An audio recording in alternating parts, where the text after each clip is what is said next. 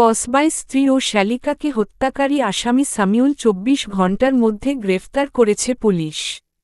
ব্রাহ্মণবাড়িয়া জেলা কসবা থানা গোপীনাথপুর ইউনিয়ন ধ্বজনগর গ্রামে স্ত্রী ও শ্যালিকাকে হত্যার ঘটনায় পলাতক আসামি মোহাম্মদ সামিউল ইসলামকে ২৪ ঘণ্টার মধ্যে গ্রেপ্তার করেছে পুলিশ। মঙ্গলবার ৪ মার্চ বিকাল ৩টার দিকে চট্টগ্রামের বাকলিয়া থানার একটি আবাসিক হোটেল থেকে তাকে গ্রেপ্তার করা হয়।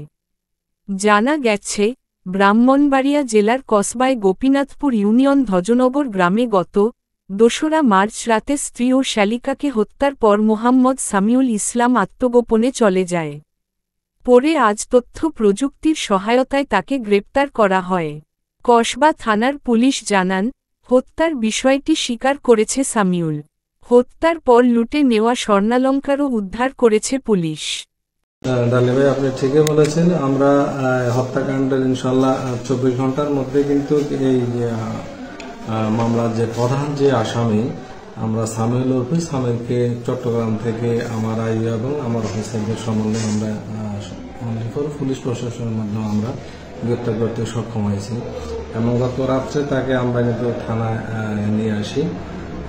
মামলা ঘটনাটা আমি আপনাদের পূর্বে ব্রিফ করেছি যে এই যে সে যে স্বামী তার ওয়াইফ এবং তার শালিকাকে অজ্ঞাত কারণে রাত্রেবেলা খুন করে সে শ্বশুরবাড়ির থেকে খুন করে কসবা থানাধীন ধ্বজনগর গ্রামে শ্বশুরবাড়িতে খুন করে সে পালিয়ে যায়। রাতের অন্ধকারে সে পালিয়ে যায়। আমরা সাথে সাথে ঘটনাস্থলে যাই, ঘটনার সত্যতা পাই এবং দুইটা ব্যক্তিকে আমরা সুরতালপূর্বক লাশ ময়না তদন্তের জন্য ব্রাহ্মণবাড়িয়া মেডিকেল কলেজে আমরা পাঠাই দিই সাথে সাথে। এবং ঠিক তার পরবর্তীতে ভিকটিমের ভাই যে ফারুক হোসেন, সে মোবারক হোসেন, সে বাদী হয়ে হত্যা মামলা দায়ের করে। মামলা রুজু হয়ে আমরা কার্যক্রম গ্রহণ করি।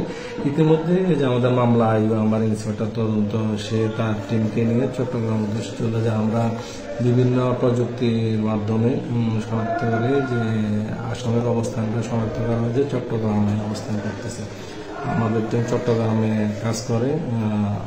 আমরা তথ্য প্রযুক্তি ব্যবহারের মধ্যে তাকে চট্টগ্রামের বাকুলিয়া থানাধীন একটা আবাসিক হোটেল থেকে তাকে গ্রেপ্তার করা হয়।